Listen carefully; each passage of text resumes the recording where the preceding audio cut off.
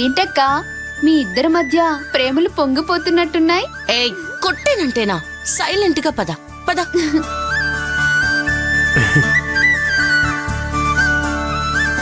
రేయ్ ఏంట్రా నువ్వు చెప్పాలనుకున్నదంతా క్లియర్ గా చెప్పేశావు కదా.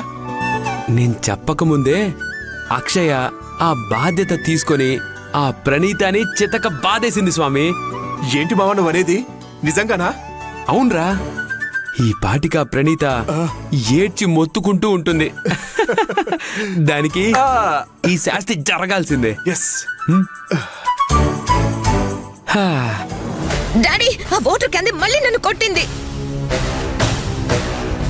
దాన్ని ఏదో ఒకటి చేయాలి డాడీ. ప్లీజ్ డాడీ, దాన్ని ఊరికి వదలకండి. దానికెంత పొగరుంటే నా కూతురునే కొడుతుంది. దానంతు చూడందే వదిలిపెట్టను బేబీ.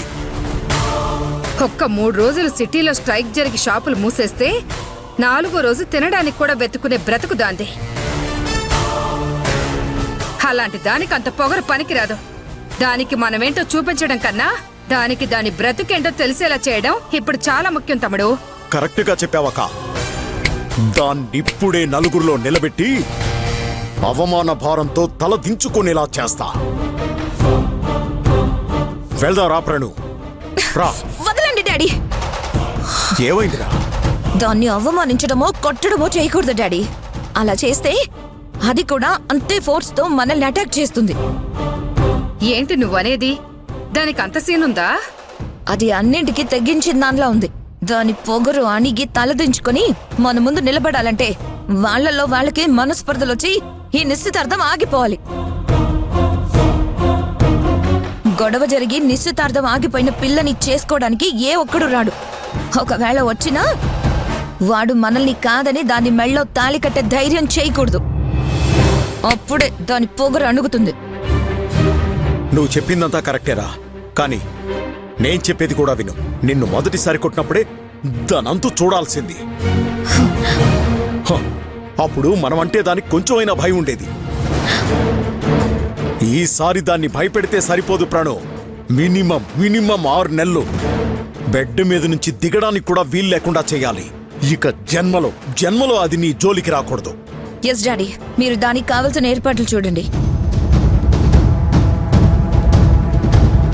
అన్నా నమస్తే. దేవా రారా, రైట్ టైంకి వచ్చావు. మనం ఇంట్లో మాట్లాడుకున్న ప్లాన్ కంటే ఇప్పుడు ఇంకో సూపర్ ప్లాన్ అనుకున్నా. దాన్ని అనుకున్నదే అనుకున్నట్టు చేయాలి. ప్లాన్ ఏంటో చెప్పండి అన్న చాలు, నేను చూసుకుంటాను.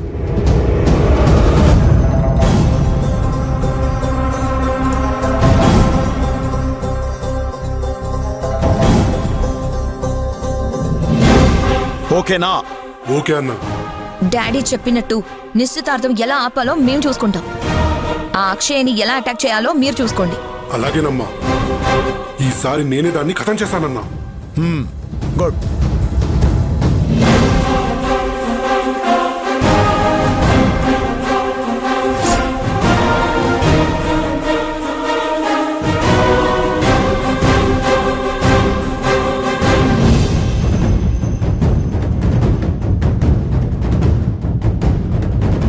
నేనెక్కడెక్కడో వెతికాను. యువరాజ్ ఇక్కడ కూర్చొని ఉన్నాడనమాట. ఇంకా ఎందుకు ఆలస్యం? ఫోన్లో మంట పెట్టే కార్యక్రమం మొదలు పెడతాను.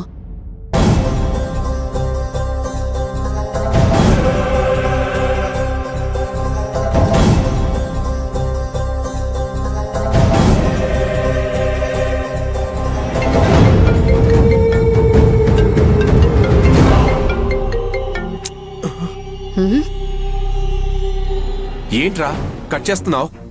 ఏదో కొత్త నంబర్ రా. ఓహో, ఛా, కాల్ కట్ చేస్తున్నాడేంటి? మళ్ళీ చేస్తాను.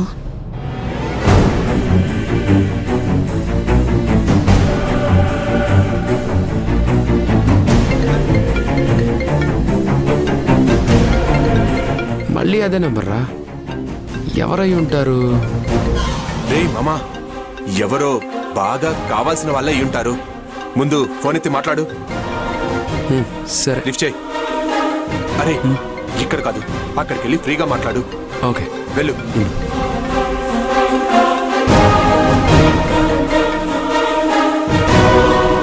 హలో, ఎవరండి? నేను ఎవరు అనేది ముఖ్యం కాదు. కానీ ఇప్పుడు నేను చెప్పబోయే విషయం నీ లైఫ్కి చాలా ముఖ్యం. ఏమండి ఎవరు అని అడిగితే దానికి సమాధానం చెప్పకుండా మీ పాటికి మీరు ఏదేదో చెప్తారేంటి? ఈరోజు జరగబోయే కార్యక్రమం నా లైఫ్లోనే చాలా ముఖ్యమైంది. మీరిప్పుడు ఫోన్ చేసి నేను చెప్పేది నీ లైఫ్కి చాలా ముఖ్యం అంటారేంటి? ఇంతకీ మీరెవరండి? వీడేంటి ఇలా మాట్లాడుతున్నాడు? కోప్పడకుండా నేను చెప్పేది విను బాబు. ముందు మీరెవరో చెప్పండి. రాంగ్ కాల్ చేసి రాంగ్గా మాట్లాడుతున్నారు.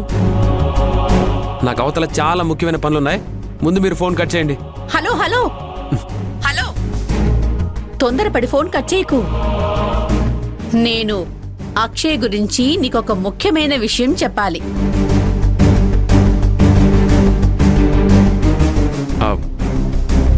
అక్షయ్ గురించా? అక్షయ్ గురించి ఏం చెప్పాలి? నా అక్షయ్ గురించి మీకేం తెలుసు? నీ అక్షయ్ గురించి నీకు తెలియని చాలా విషయాలు నాకు తెలుసు.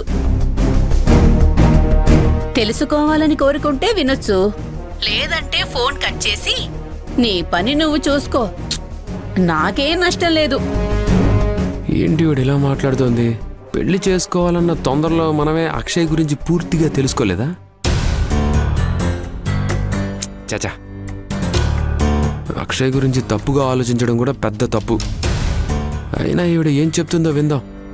హలో, లైన్లో ఉన్నావా బాబు? ఆ, ఆ, ఉన్నాను, చెప్పండి. అక్షయ ఉంది కదా, హ, దానికి అక్షయ అన్న పేరు కన్నా రాక్షసి అని పేరు పెట్టుంటే కరెక్ట్ గా సూట్ అయ్యేది. దానికి ఒళ్ళంతా పొగరే. మగవాళ్ళంటే భయం లేదు, ఆడవాళ్ళంటే రెస్పెక్ట్ లేదు. ఎవరైనా మంచి మాట చెప్తే వాణ్ణి చెడ్డోని చేసి గాని వదిలిపెట్టదు. ఒక్క మాటలో చెప్పాలంటే ఆడపిల్లకు ఉండాల్సిన లక్షణం ఒక్కటి కూడా లేదనుకో. నువ్వే చెప్పు బాబు, ఆడపిల్లంటే ఎలా ఉండాలి? పొద్దున్నే లేచి ఇంటి ముందు కల్లాపి చల్లి మరీ ముగ్గేసి దేవుడికి దండం పెట్టుకొని భర్తని నిద్రలేపి వేడివేడి కాఫీ ఇచ్చి నచ్చిన టిఫిన్ చేసి పెట్టి నవ్వుతూ ఎదురొచ్చి ఆఫీస్కి సాగనంపాలి. అవునా కాదా? కానీ అక్షయ్కి పొయ్యి మీద వేణీళ్లు పెట్టడం కూడా రాదు.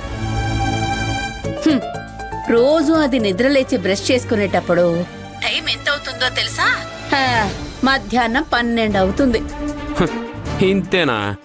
నేనింకా ఏదేదో అనుకున్నాను. వీడేంటి ఇలా మాట్లాడుతున్నాడు?